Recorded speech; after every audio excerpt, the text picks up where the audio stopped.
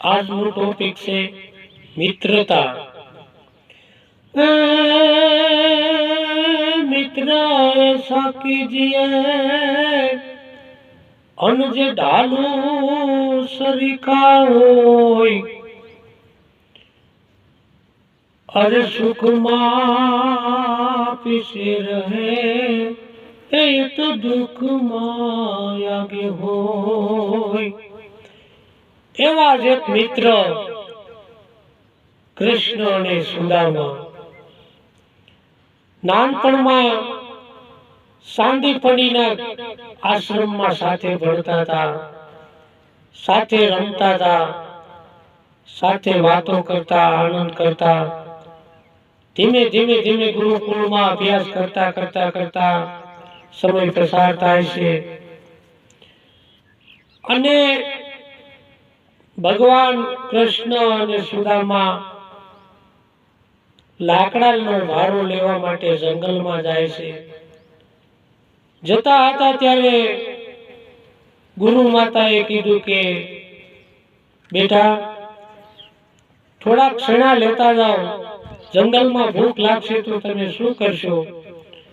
तो मोटी मोटी सणा खाशो अने पाणी पीशो तो तमारुं पेट भराई जशे। त्यारे कृष्ण भगवाने कीधुं के सुदामाने सणा आपो, अमे बे वेचीने खाई लेशुं। ए सणा सुदामा पासे हता। कृष्ण भगवान झाड़ पर चढ़ी अने सूकी सूकी डाळीओ पाड़ता था। सुदामानी मती बगड़ी, एने ककड़ीने भूख लागी थी। एने एम थयुं के आ बे मोटी सण्यामां तो कोईनुं पेट नहीं भराय, माटे लाय हूँ थोड़ा खाई लऊं। तो कृष्ण भगवान ने न खबर पड़े एम सूपी रीते सणा खावानुं चालू कर्युं। सणा खाता खाता बधा ज सणा खाई गया। त्यारे कृष्ण भगवाने कीधुं के सुदामा मने भूख लागी छे तो सणा थोड़ा आपो। त्यारे सुदामाए सत्य कही दीधुं के कानुड़ा ए सणा तो हूँ खाई गयो। त्यारे कृष्ण भगवानना मुखमांथी शब्दो निकळ्या के भूखडું, भूखनी बारस ते मने मेकीने सणा खाधा। आ शब्दो सत्य थया। भणी गणीने पोताना गाम कृष्ण भगवान अने सुदामा वही आवे छे। सुदामा पोरबंदर आवे छे, पोताना लग्न थाय छे, तेमने संतानो पण थाय छे। पण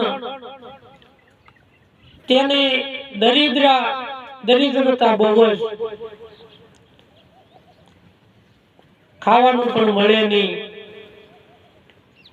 अने कहेवाय छे ने के भूख आंटो वढी गई।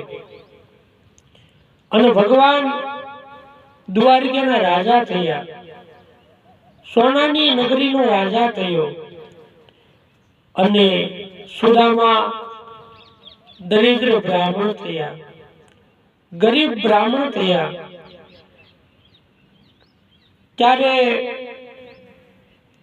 सुदामाना घरेथी गोराणी माए कीधुं के सुदामा मैं सांभळ्युं छे के तमारा मित्र भगवान कृष्ण सोनानी द्वारकाना राजा छे, तो तमे एमनी पासे केम जता नथी?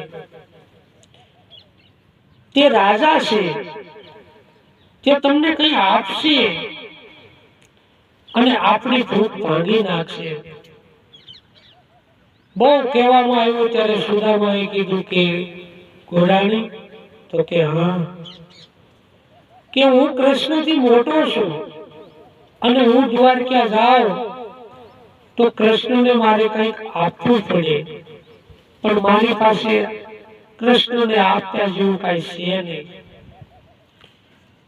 त्यारे एक गरीब ब्राह्मण नी पत्नी पाडोश में जई થોડા ચોખા એટલે કે તાંદૂળ લઈ આવી અને સુદામાને આપ્યા કે લ્યો આ તમારા ભગવાનને આપજો.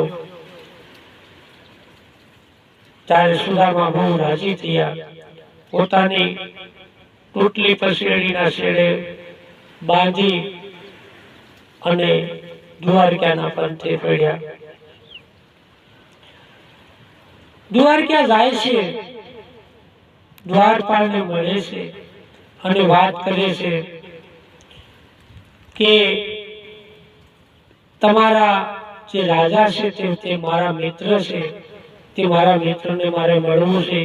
કોઈ જઈને કૃષ્ણને સંદેશો આપો કે તમારા મિત્ર તમને મળવા આવે છે.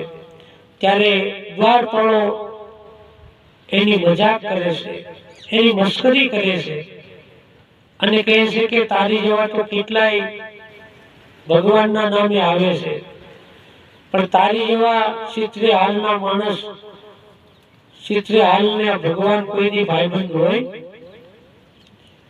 એવી રીતે કહી અને તેમને ધક્કો મારી અને પછાડી દે છે. ત્યારે સુદામા પોકાર કરતા કહે છે કે ભાઈ, કોક તો જઈને મારા મિત્રને કહો કે સુદામા તમને મળવા માંગે છે. એમાં એક મિત્ર સજ્જન હતો, તે ભગવાન ને જઈને કહે છે કે એક કોઈ બ્રાહ્મણ એમ કહે છે કે કૃષ્ણ ભગવાન મારો મિત્ર છે. ત્યારે કૃષ્ણ ભગવાને કહ્યું કે એ બ્રાહ્મણ નું નામ શું છે જાણતા હો? ત્યારે સૈનિક દ્વારપાળ આવી અને નામ પૂછે છે કે તમારું નામ શું છે? ત્યારે કહે છે કે હું એક ગરીબ બ્રાહ્મણ, મારું નામ સુદામા છે. જ્યારે દ્વારપાળ કૃષ્ણ ભગવાનને જઈને વાત કરે છે કે એ સુદામા છે, ત્યારે ભગવાન નથી ગડગડતી દોટ મૂકે છે. અષ્ટપટરાણીઓ જોઈ રહ્યું છે, નગરના લોકો જોઈ રહ્યા છે કે ભગવાન આ દોડીને ક્યાં જાય છે. અને ગામના જાપે દરવાજે આવી અને સુદામાને ભેટી પડે છે. મારો સુદામા આવ્યો, મારો વિહામો આવ્યો, મારો નાનપણનો ભેરુબંધ આવ્યો. ભગવાન એને વાજતે ગાજતે પોતાના મહેલમાં લઈ જાય છે, પોતાના શરણ પંખાળી અને એનું શરણામત લઈ અને પોતાના જીવનને ધન્ય બનાવે છે. આવો પવિત્ર સુદામા એના શરણ પંખાળી અને એનું શરણામત લેવું એ પણ અહોભાગ્ય છે. કેમ કે એ અયાસક વ્રતવાળો છે, એ કોઈની પાસે માંગતો નથી. મરું પણ માગવું નહીં અપને તન કે કાજ. આવો માણસ, આવો સુદામા ઘણા દિવસ દ્વારકામાં રોકાય છે. અને ભગવાન એક દિવસ કહે કે સુદામા કે તમે આ પોટલીમાં શું લાવ્યા છો? ત્યારે સુદામાને સંકોચ થાય છે કે ભગવાનને મારે શું કહેવું. ત્યારે ભગવાનની પરાણે પોટલી જોઈ અને જોવે છે તો એની અંદર તાંદૂળ હતા. એ ભગવાન તાંદૂળ ખાવા માંડે છે અને સુદામાની ભૂખ ભાંગી જાય છે. ત્યાં જેની પર્ણ કુટિયા હતી, ઝૂંપડી હતી, ત્યાં મહેલ થઈ જાય છે. અને ભગવાન એને ઘણું ઘણું આપે છે, પણ સુદામાને ખબર નથી. જ્યારે સુદામાને વિદાય આપે છે ત્યારે કૃષ્ણ ભગવાન પોતાએ જે આપેલા વસ્ત્રો હતા તે લઈ લે છે અને તૂટેલા ફાટેલા વસ્ત્રો આપે છે.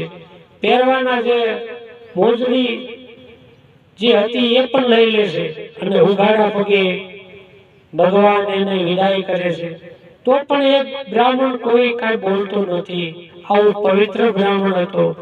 ત્યારે એની પટરાણીઓ પૂછે છે કે ભગવાન, આવા પવિત્ર બ્રાહ્મણને તમે પેલા લુગડે કાઢો છો, તમને શરમ ન આવી? ત્યારે ભગવાન કહે છે કે આ એટલો પવિત્ર બ્રાહ્મણ છે, અને આ દ્વારકાની નગરીની અંદર ઉગાડા પગે હાલશે તો મારી નગરી પવિત્ર થઈ જશે. આવી પવિત્ર માણસ અને આવો ભાઈબંધી તો આવા તો કોઈ ભાઈબંધ હોય, બાકી તો રાળિયા તાળિયા ને રંતાળિયા ભાઈબંધ મળે. તો આટલી સુદામાની વાત કરી, વિડીયો બહુ લાંબો થઈ જશે માટે ટૂંકમાં વાત કરું છું. જય દ્વારકાધીશ.